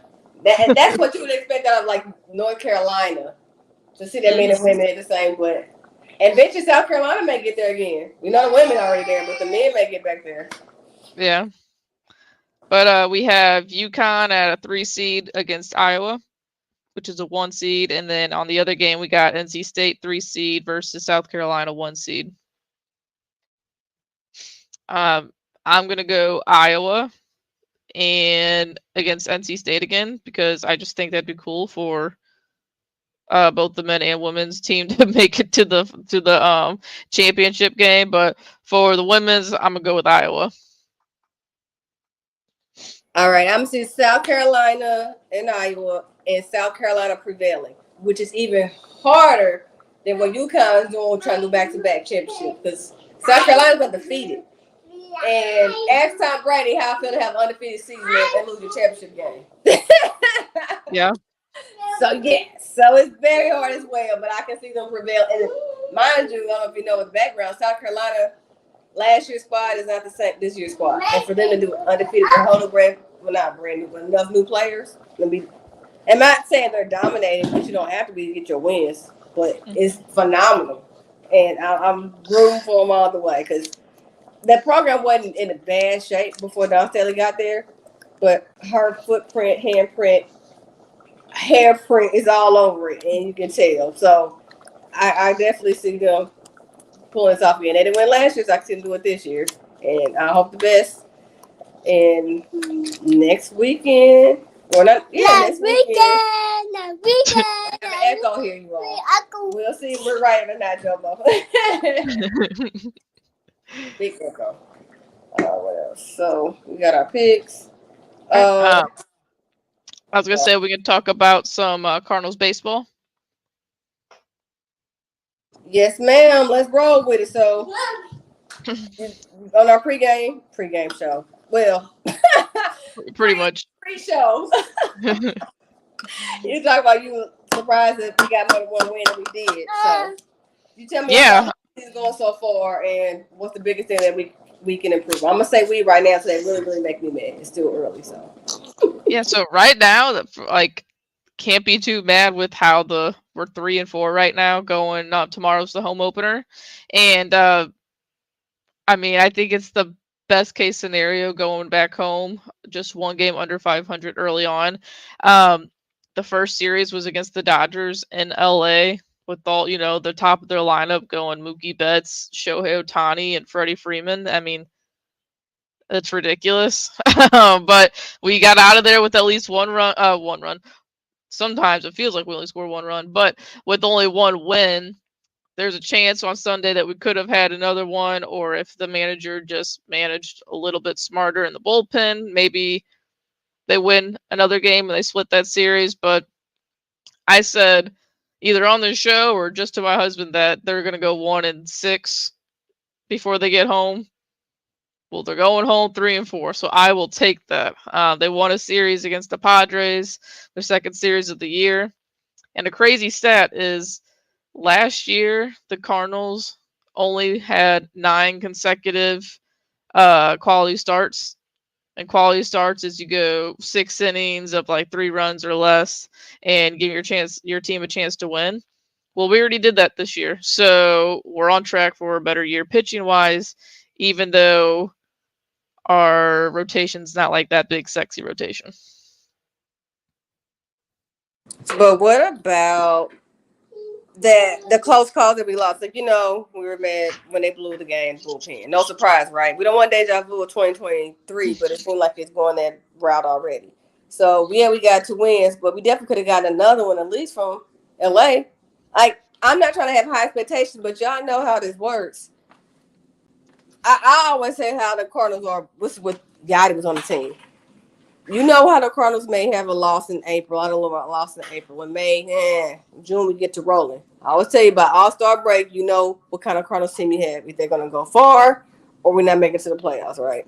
So I expect to have the losses in April. But you still want them to be close, which a couple of games were. But at the same time, we know the problems are because, again, we still all maybe having PTSD from the 2023 season because it's so trash we want to throw it away. But we kind of seeing the signs already. So what I you don't gonna think do? there's. Yeah, I mean, I don't think there's any signs. So like the first game, and I agree with what Katie Wu said. She was on foul territory of her saying it felt like a sequel to 2023 of how the home opener went. You know, Miles got lit, the pitching sucked.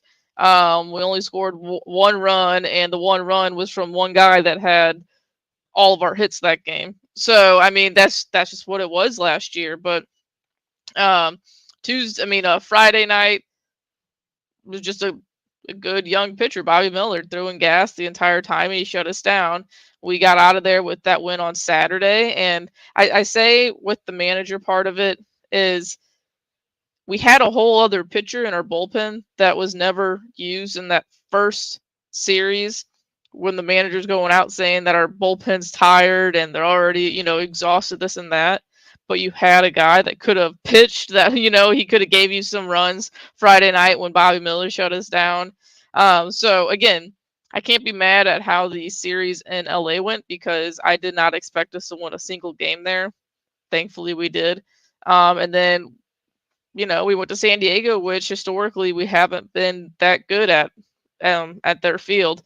And we took 2 of 3. So, I mean, I can't say that it's just deja vu of last year. So far, the offense seems like it. The offense hasn't really been doing much, but we'll see what happens. I was joking, though, saying that I could see us now losing this series to the Marlins, who have yet to win a game yet this year. Right. I can see the Cardinals doing that, too. The obvious wins, kind of something like, nah, I won't compare them to the Blues. The Blues lost there. They got their assets whooped by a team that was up. But besides that, we're still on a good win streak. But back with the Cardinals. So I see it where April, we're going to still have some losses. I mean, granted, the panic button can't be pressed yet. It's not our fault that we had 2 injuries happen in the last week of spring training. So we bringing up young Victor Scott, bringing up somebody else. They ain't had time to mesh click. They got adjustments. And I heard this today on the who was it? Was it Ferrario? Somebody on the evening drive was like, "Hey, that some of these players haven't even had a time to be in the minor leagues, like not a whole season of minor league, not even half a season." And I'm like, "Okay, there's a thought." So they're doing their minor league spring training in the majors. So looking at that, I said, "Okay." I mean, it's an excuse, but I still give them a pass because everybody doesn't get to develop the same way. Some people getting rushed up fast. Like I said, we had 2 injuries last week of spring training. So, yeah, the learning curve got sped up some. But like I said, April, I'll take the losses. By May, you got to get it going. So, again, the verdict is still out on our pitching staff. We already don't have our ace right now. We already didn't have a good, solid number 2 pitcher for real. But Nicholas could do it, but, that wasn't what we were hoping for. So, I said the verdict's still out. Oh, and I know it's not something just you say. A lot of people say, but you said it here earlier was that the Cardinals usually, get hot in the summer and you'll see what happens. But Claiborne was saying on the best podcast in baseball with their goal that with our schedule, it's gonna be like by mid-May you could or could not be making the playoffs. Like that's how bad how tough how tough the schedule is early on. Like it's bad. And so they have to take advantage of these games against the Marlins right away. Like they have to. And they play the A's this month, I think, as well. It's like you gotta take advantage of those. Otherwise it could be my birthday, May 16th, and you could be out of it. That sounds true because we just did a West Coast trip, and this is the first few games of the season. But if we face the West again, we're screwed, minus the Rockies. If we face the NL East, we're up the creek. So it's just got to, like you said, get the small wins, but they're wins because everything's going to add up when it comes time for August. Now, I only went for September, August, okay? Like looking at this right here, this should be a month. May should be like a good month that we'll we'll go back here. So April, this is the tough one here. Like you got the A's that are like, okay, you should be able to beat the A's, and then the Marlins. And honestly, the Mets right now, because they're winless as well. But like the Phillies, the D-backs, the Brewers, the D-backs again, and the Tigers are undefeated so far. So, but May should be a decently easy. See, I say that it should be. It should be, but I mean, you got the Brewers, the O's. Obviously, they're the best team in baseball right now, and then, shoot, the Reds are always kind of toughy with us, especially when we're at All American Small Park. But I don't know, May. That would be if they can take advantage of some of these series against like the White Sox and the Mets and the Angels. Possibly the Red Sox. Red Sox, you never know, but they're not supposed to be good this year. So May could be a big month to see if we're going to be actually, doing anything. Oof. June, you go back to back with the Phillies and the Astros, and then you got the Braves that month as well. And I know, Smooth put in one of our chats. The Pirates, I think they lost their first game tonight, unless they came back. So Andy's team is looking pretty good so far. Yeah, it was still early though. I don't want to hop on that bandwagon. Don't do that. Don't give her something else to be like, I told y'all, Andy, because you told us about the Cowboys and look what happens every year. So yeah, don't get too excited about the Pirates yet. Too early. Yeah, I mean they weren't like this last year, but they started off really good last year. And eventually, they had injuries and went down. But hey, they're better than the Cardinals last year, so. Yeah, but you got to get some more consistent winning seasons under your belt for us to be like, oh, okay, yeah, actually. Because, I mean, I was just thinking about this with the Shohei Ohtani. He's in L.A. now, right? We just saw him. He was just with the Angels, and Trout is still there. And it's like, how does your organization have two superstars and you let one go? Like, y'all not trying to win. The Cardinals never gave a good problem like that. I'm waiting for them to have a good problem when you have two superstars and one, didn't have to sign a big contract yet because they just coming up. But when are we gonna have the Angels type problem? So I'm just waiting for it because I still know we complain Cardinal Nation, we're spoiled. The Angels fans are not spoiled. They don't even give a shit. Okay, because there's no way we would have two superstars, and especially one where you didn't have to pay them a lot yet and let them go. Like that's crazy to me. That's all on the ownership, though. But how? Why would you want to function like that? You got a superstar for cheap up until now, and you had the other one in captain. He ain't doing nothing. Like, again, when are we gonna have a problem like that? I mean, we kind of had our problem like that in the early 2000s, 2010s. I mean, shoot, we had the Edmonds and the Rollins, the Molinas, the Pujols, the Carpenters, the Waynos, the Sanders. Like we had all those guys on one team. I mean, we're spoiled because it's been a few years since then, right? I mean, it's a little more than a few years, but I'm just saying, like the relic of the past. Honestly, believe it or not, is Matt Carpenter coming back. He was with someone not playing. Now he wasn't with Roland and Edmonds. But he was with at least Yachty. He was he on the 2011 World Series team? He made his major league debut that year, but he wasn't like on the active roster for the playoffs. But even though we didn't win after 11, but 12 we still competitive. We still had Michael Walker.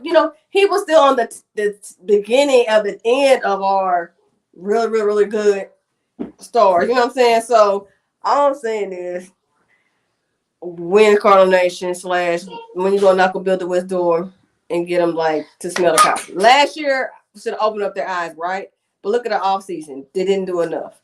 We'll see when we go come back to this conversation 2 months from now. Like, see, they didn't do enough for the offseason, or we come like they did enough and we actually got help from our minor league system calling up our young players. We'll see what happens. A couple of months. I mean, we can check back next ladies' night, It could be very ugly next ladies' night. We'll see.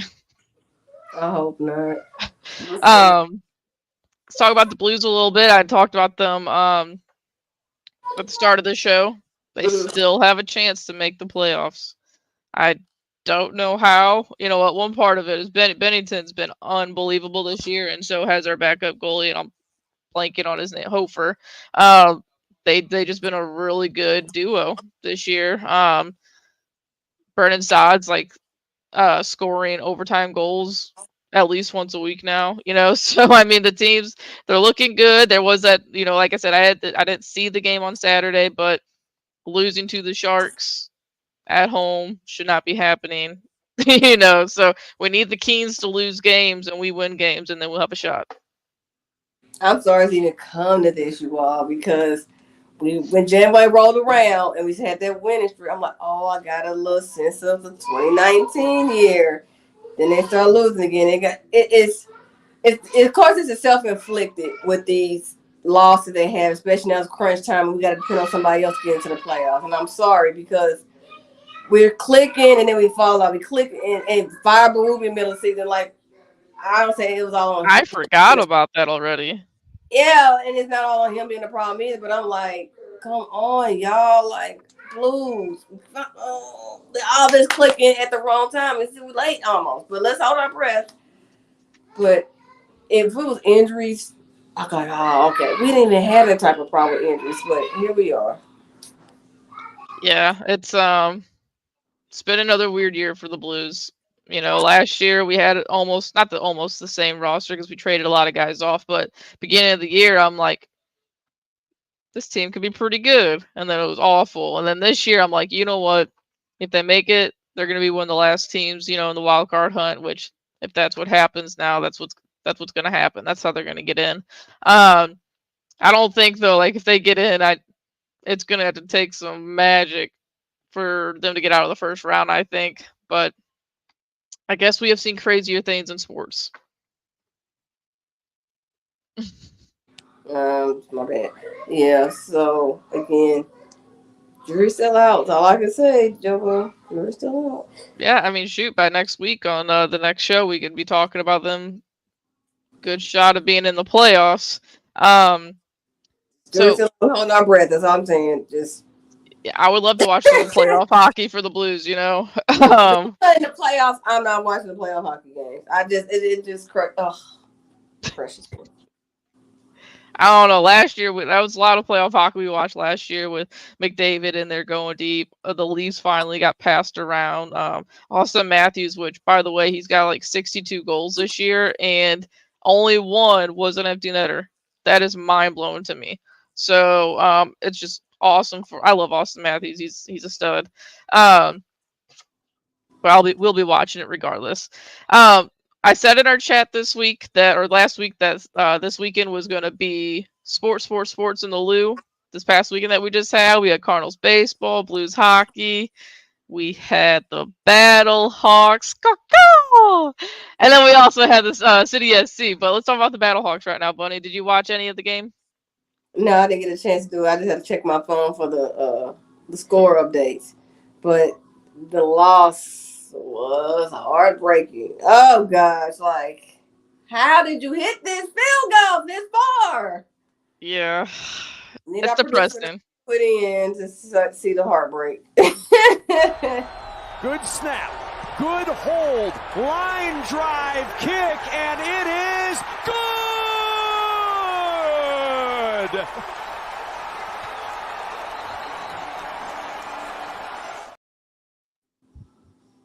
No, that's depressing. It is. That's like that heartbreak. Like at the how did he do that? Yeah, it's like thicker kicker with Mizzou. Right. His big old kick. I don't even remember what that one was, but yeah, that was a boot. Miss Dub said we could have won that game. I mean, yeah, because anytime you have to put the fate of the game in the kicker's hand, that's not fair. Something led up to that. So, but yeah. And we started off the game, the first drive, interception. So, sucks, you know, because we were so used with the Battlehawks like kicking ass like last year, and so hopefully they turn it around and they get a dub this weekend. Yeah, she said the defense let up on that last drive. Yeah, and most of the sports besides the Cardinals, since they played at 9:00 this past week, didn't see much of it. We were so damn busy with Easter, you know, like we went on like 5 different egg hunts and had people over, visited my grandma. It was long and exhausting. So You and me both, honey. I say, by the time we got back home Sunday, it was about 7 o'clock. When I said I was tired, and I had to start that morning because a certain someone didn't want to cooperate Saturday night, so I had to do her hair Sunday morning. And then the other one, you get ready for church, they do Easter play. Easter egg hunt, and I didn't even cook, and I was still tired. I said, this is crazy. Yeah. That's why I'm glad I didn't have to host it this year. I'm like, this is why. So, yeah, we're going to plan better next year, but it's still crazy. Like, exhausted. That's why I was like, you know what? I sometimes, when I get so busy, I had alerts on my phone when something starts, but I'll forget the game going on because something distracts me, and I got to look at the highlights, or I got to look at the score updates, or catch a couple of quarters. Now, didn't miss the women's game, though, but other Cardinal stuff, I missed it. Oh my gosh. The spirit of women's, we just got, I don't know, this is a noise breaker breaking news from the producer, but SLU women's basketball team just made it to and I don't know what this stand was, this WNIT championship. WNIT is Women's National Invitation Tournament. Okay, cool. So it's the the March Madness is the first tier for college basketball playoffs. The NIT is the second tier. Okay. Yeah. Cool. So that's still big though. So the NIT, because March Madness gets all the coverage and all the logistics with playing and moving these games for each round, NIT games or women NIT games are played at the home school based off how the NIT committee determine who's going to be the home team. So, but that's big because SLU men's and never got a national championship, but for the women to even be in NIT and go this far, that's dope. Congratulations to them. That says a lot about the coach trying to turn that program around. So even though they didn't go to the first tier with March Madness, still to get this far, that's great. So congratulations to them. Yeah, that is awesome. Congrats. One last thing about the Battlehawks. That stadium was pitiful. I can't wait to see a game in St. Louis because that place will be packed up. That stadium looked awful. Miss Dub, are you going to be there, Miss Dubs? I think it was you that said you have season tickets, right? Mm-hmm. Yeah, so do some cacao for me because I will not be there. So City SC, it's been a weird year for them so far, Bunny. I don't know if I know the package for the MLS package on Apple TV is expensive, but we paid for it, and it's been a weird year. They keep getting all these ties and not dubs. They keep tie, but no dubs. Like last week we lost. So I don't know. I mean, I know there's been some injuries early on, but they should be good to go now. And Berkey's been great, just like normal. But I don't know. It's just been a weird year. It's not a sophomore slump because they're not losing. But they're just not something's winning. missing. Yeah, they're just not winning. So I guess thank the soccer lords for a tie. Because I don't know how that works out whenever we get to the playoff standings. I could even tell you what place we're in right now. I don't know how that works in sports. I did learn about this in MLS, but not directly with the game at CDSC. But in the Euro leagues, it's known for every year you change your jersey, and that's why the CDSC team has a different color. Was it home or away jersey? So that's from Euro League. They change one of their jerseys every year. And I thought that was different, interesting, not needed, but okay. So wait, are you saying that is why we did ours? We changed ours, or that's because in the Euro Leagues, that's what they do. It's either the home or the away ones. But that's the away jersey that they had there. So every year they're going to change, and I'm like, oh, okay. I mean, there's only so many different, you could come up with. This year, other teams are wary of City SC. Last year, they didn't expect anything from them. Yeah. I mean, they know that we're better than what they expect. And now they know about it. So maybe that's part of it. They do adjustments. And I thought this was going to happen. I said, because we exceeded expectations last season.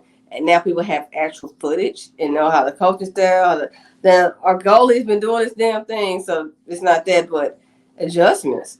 I mean, not and not just adjustments. The fact that they can study you, they can, look at you, look at the game. So that's why I was like, they only got all these ties and they can't win. But I'm like, hell, we lucky because now, people know how to study you. I mean, that's what any good coach and any good organization do. Make sure you study your opponents, just what you do in practice, and here we are.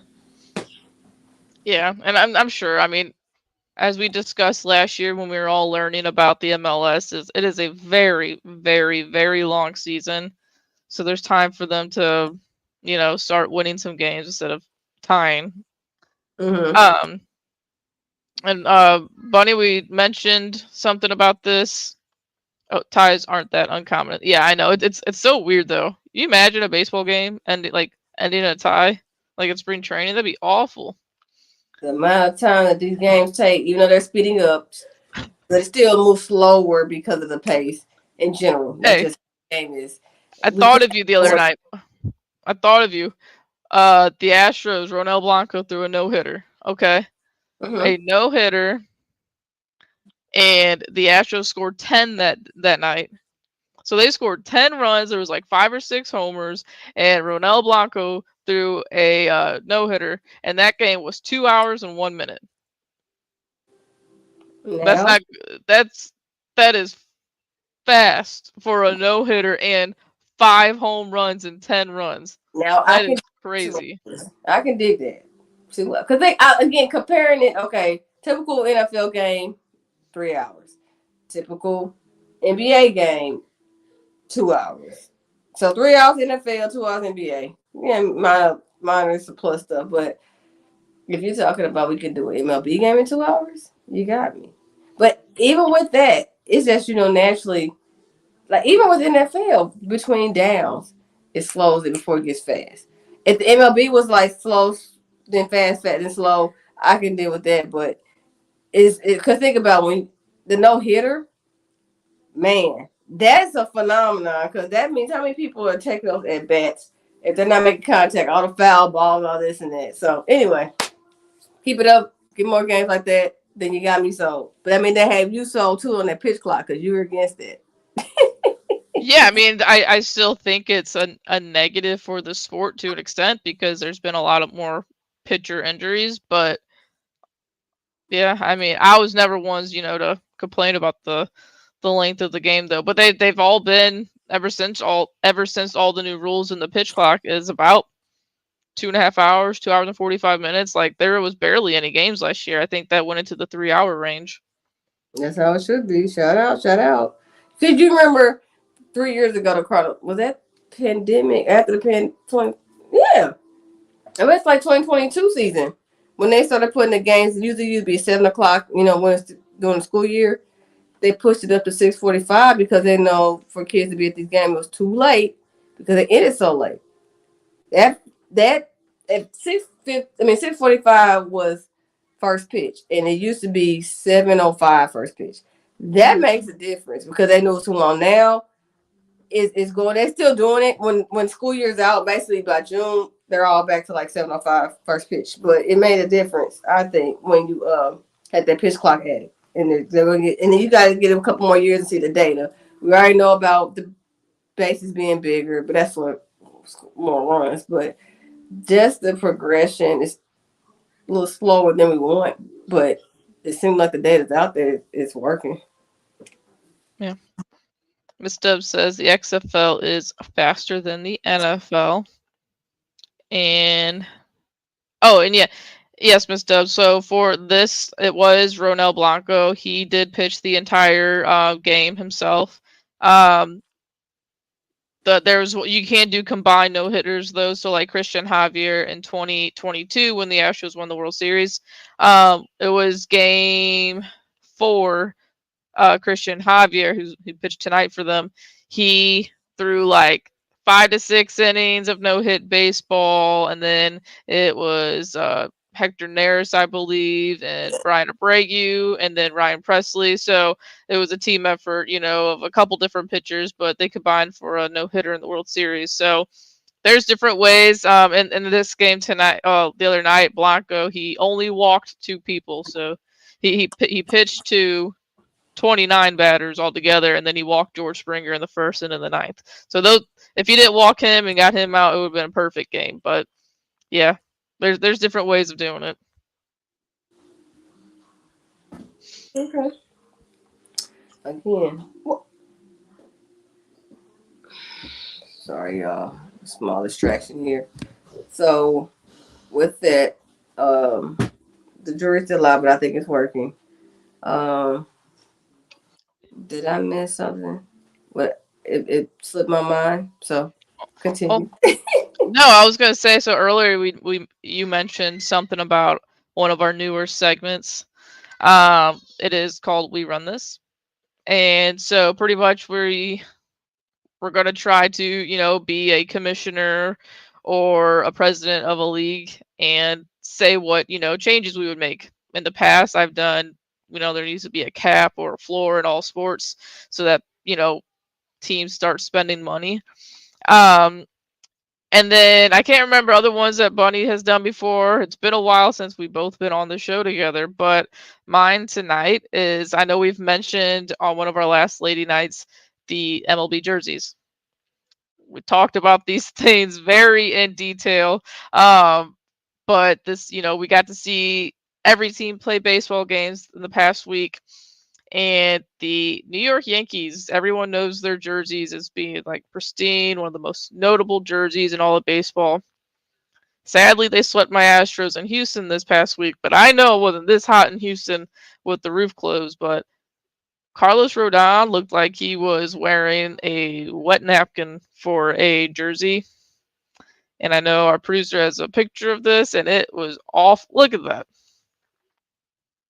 They said these jerseys are supposed to be more breathable and absorb sweat.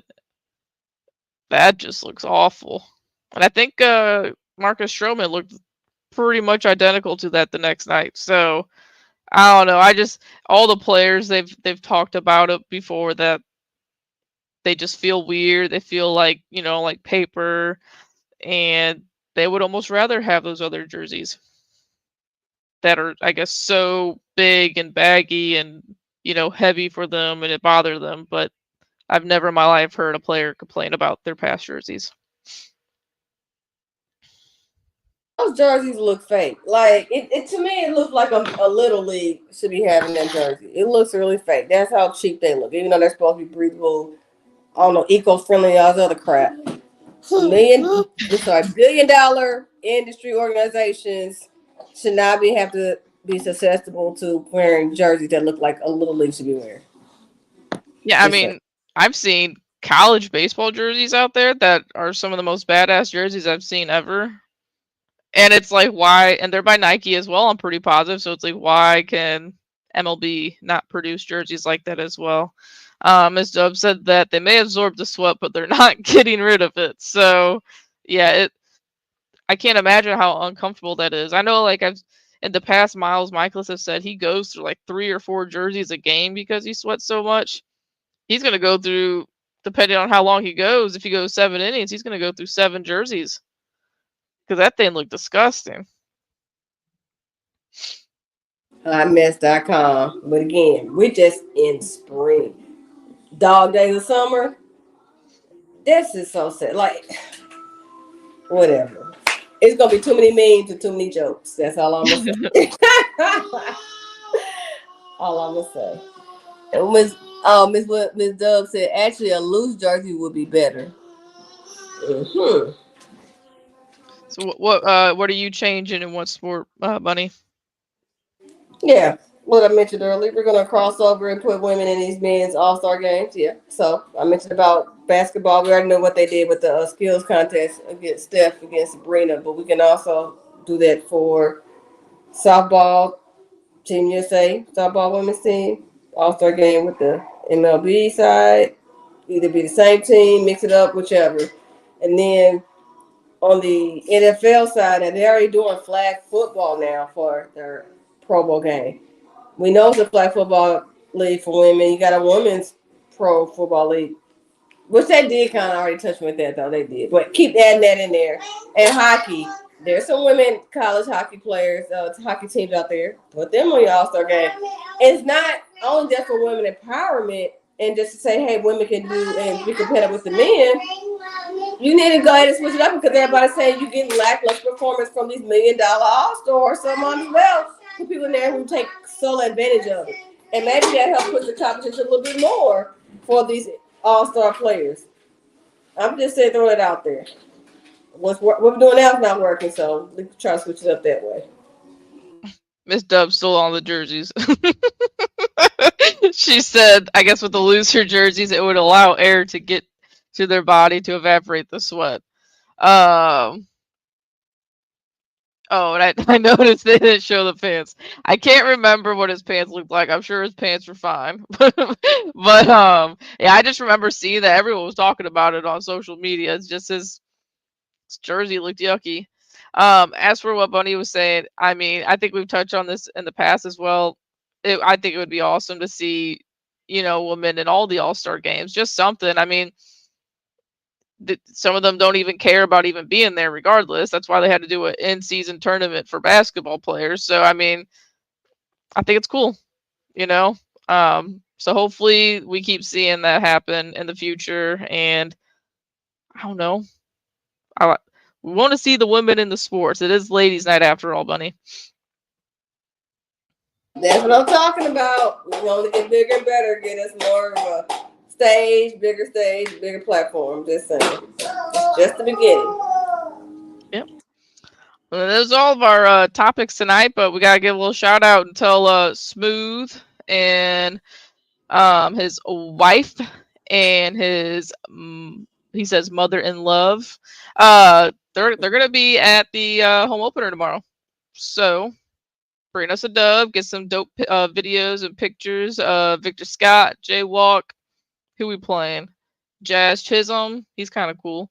So yeah, we need all the videos. We know he's gonna put up a cool video afterwards. He always comes through with that. We're gonna make it your fault if they don't win, Fred, because you brought the whole Saunders game. Mother love, Jamie. Yeah, I better let sure the Cardinals get that dub. Okay, we're holding y'all accountable. I'm excited to see what Jamie's gonna be wearing. She always like wears a tutu or something. So I'm excited to see what her fit's gonna be like tomorrow.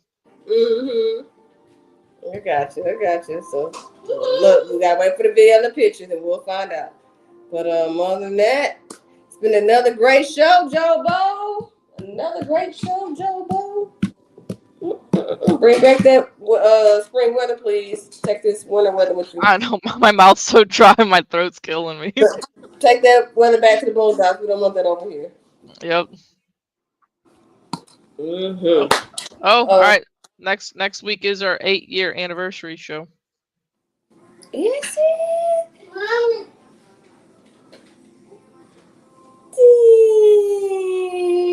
Smooth has been holding out for 8 years. You bringing back your original crew between B. Baker and Sadal and who else was on there?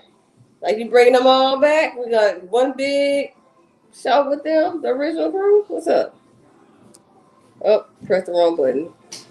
I ain't see what the chat said. Yeah, so you got something special stored up your sleeve? Let us know, Mr. Producer. No, he will. He'll have a dope promo video too.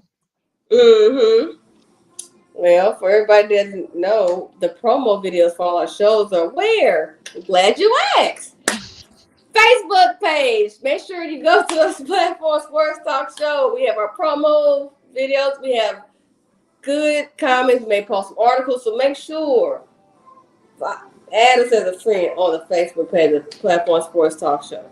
But if you're not always on Facebook, no worries. We are also on X, formerly Twitter. Put tweets out there, tweets there. And IG. Hit us up there as well. We put a promo video on there showing all the shows we have from Ladies Night, Man Cave, and the regular weekly sports talk show. Also, for all our listeners on Hot 365 Radio, where it's always tune in on the app or online. Got great feedback from listeners there. So thank you for everybody that listens on Hot 365 Radio. We're also on Twitch. And as I said earlier, first Wednesday of the month is what? The ladies, because we hold it down. You know how we are. We get to the beginning of the month. But at the end of the month, we let the fellas get their time on the man cave. And I believe one more stream I missed. What am I missing? YouTube, duh. YouTube channel. Make sure you subscribe. Platform Sports Talk Show. Go there. Click that bell. Ring it. Click it. Whatever you gotta do, because you need to be subscribed. Because when we go live, you are notified. And again, we had a great show. Shout out to our special guest, Coach Spain. And also, we have another little distraction coming. Yes, listen. We're saying good night to everybody. We want to thank our producer for tuning in and helping us as always. And you want to tell Joe about thanks for being an awesome co-host with me? That's so cute. Girl, you know how it is. It's bedtime, so without further ado, we're going to call it a night, right? We want to tell everybody thank you for tuning in. Give them a kiss good night. Yeah. See you next time on the 8-week show. Thank you very much for tuning in. Good night, everyone. Goodbye.